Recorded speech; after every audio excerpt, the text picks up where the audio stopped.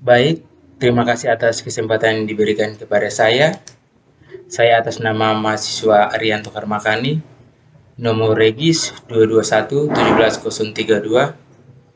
Di sini saya akan mempresentasikan hasil kerja saya mata kuliah Arsitektur Kota tentang 8 elemen perencanaan kota menurut Hamid Sirpani. 1.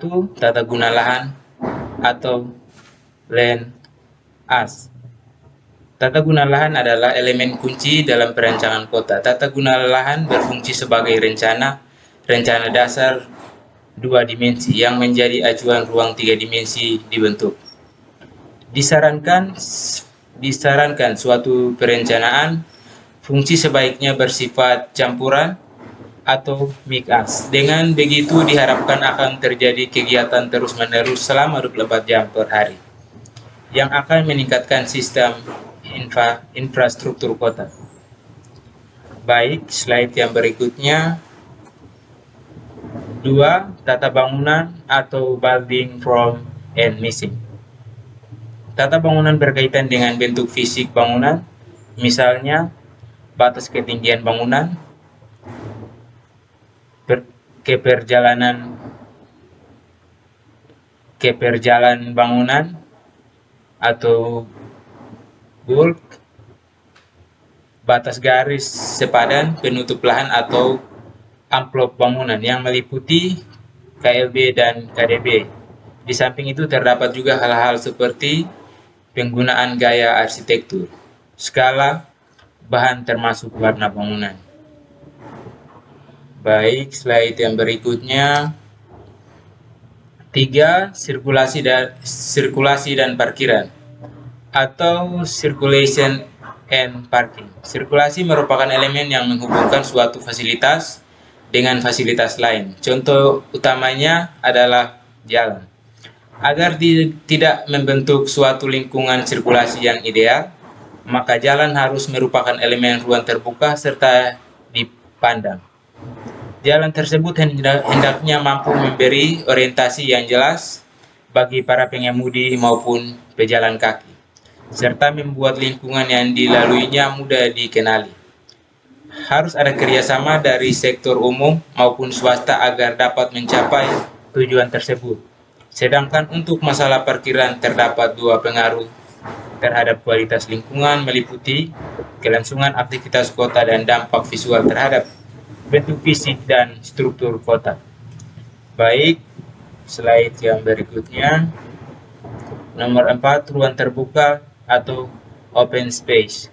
Ruang terbuka mencakup semua unsur landscape berupa jalan, trotoar, pedestrian, taman maupun ruang rekreasi di perkotaan.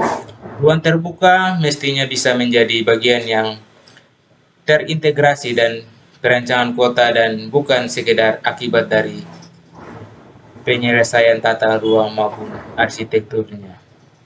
Baik, kita beralih ke slide berikutnya. 5. Jalur pejalan kaki atau pedestrian ways. Pedestrian merupakan sarana bagi pejalan kaki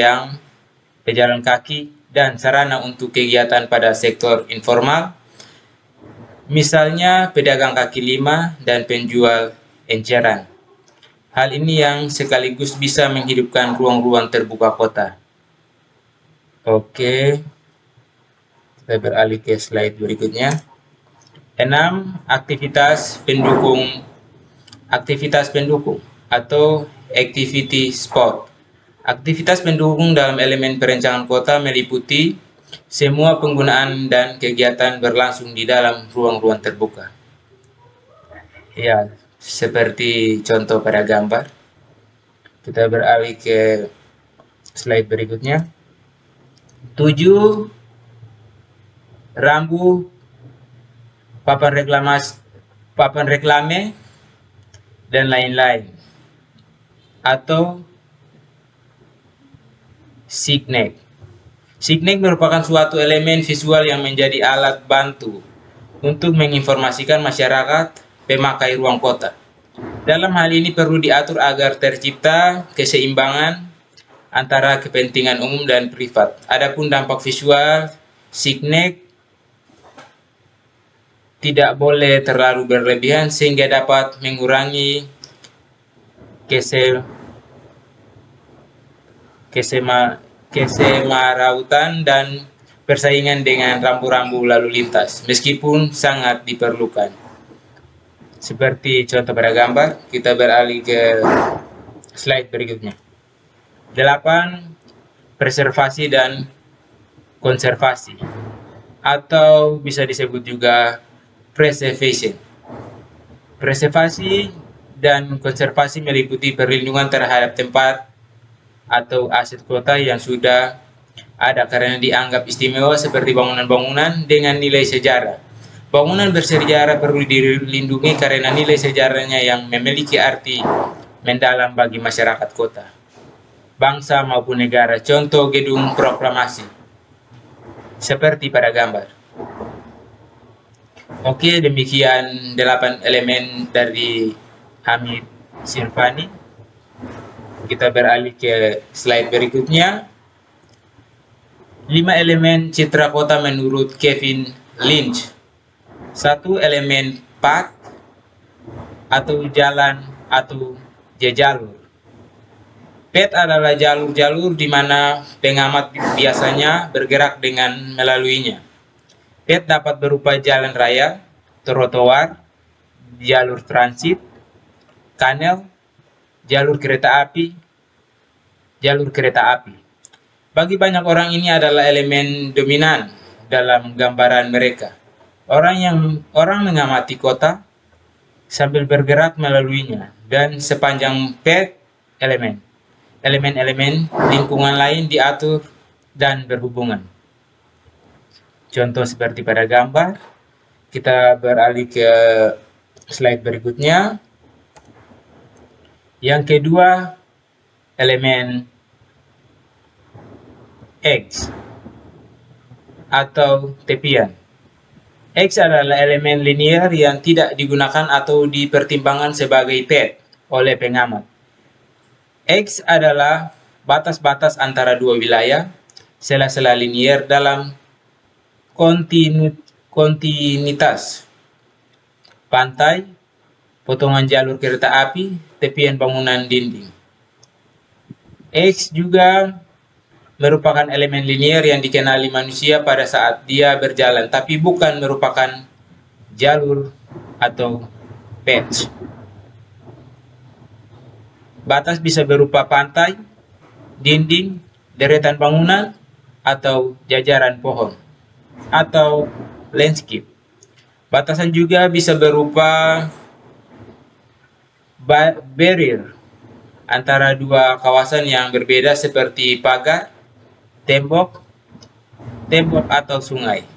Fungsi dari elemen ini adalah untuk memberikan batasan terhadap suatu area kota dalam menjaga privasi dan identitas kawasan. Meskipun pemahaman elemen ini tidak semudah memahami path.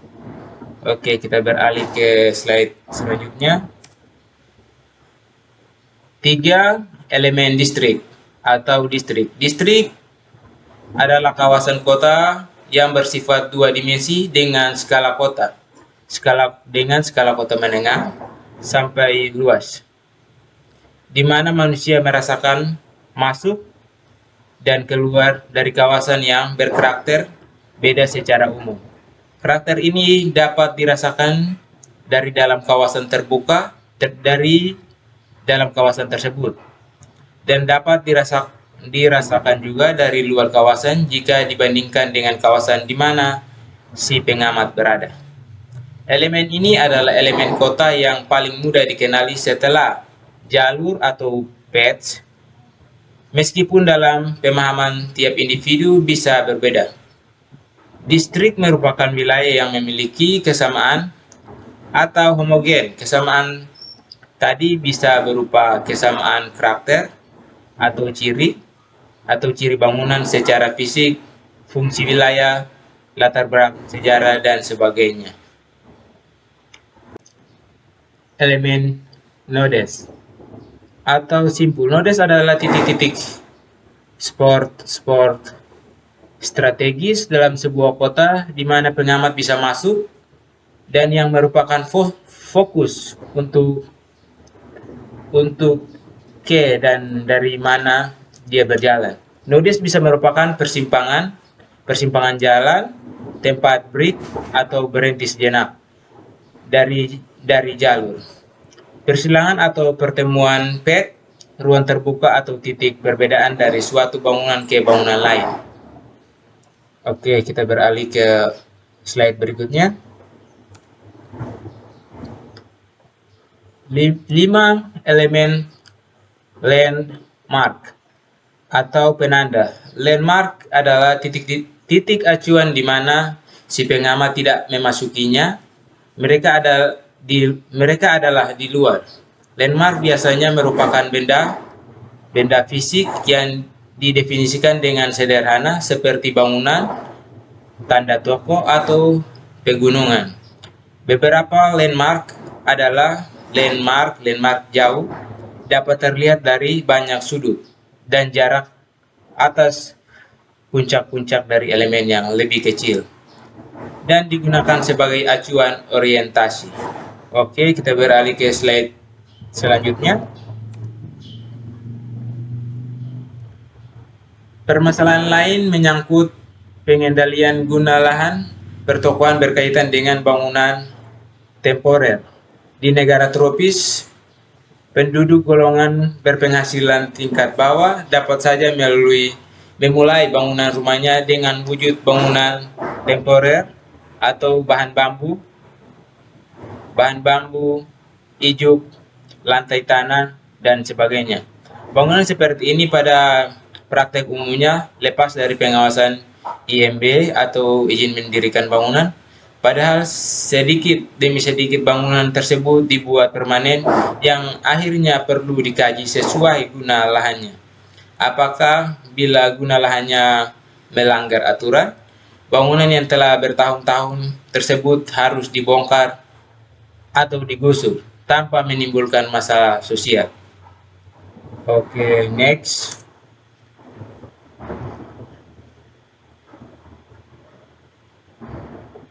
Pemecahan masalah arsitektur kota. A. Mengacu pada program atau isi rencana kota.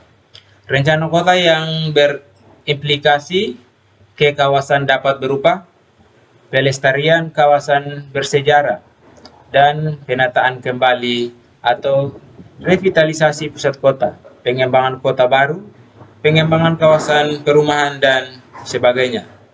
Perencanaan kota dapat mengimplementasikan program-program tersebut sehingga dapat dikembangkan proyek perencanaan kota berkaitan dengan pelestarian kawasan bersejarah dan sebagainya.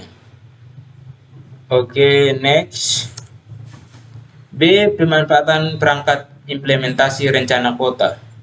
Sebagai salah satu kegiatan implementasi rencana kota, maka perencanaan kota dapat dilaksanakan dengan memanfaatkan perangkat implementasi rencana kota, yaitu antara lain perangkat pengendali pembangunan ruang kota seperti perizinan lokasi atau guna lahan, peraturan bangunan, pemberian IMB, dan pada kasus kota-kota di Amerika terdapat perangkat seperti zoning, subdivision regulation, dan sebagainya. Oke, kita beralih ke slide berikutnya. Demikian hasil presentasi dari saya. Terima kasih atas perhatiannya. Diucapkan terima kasih.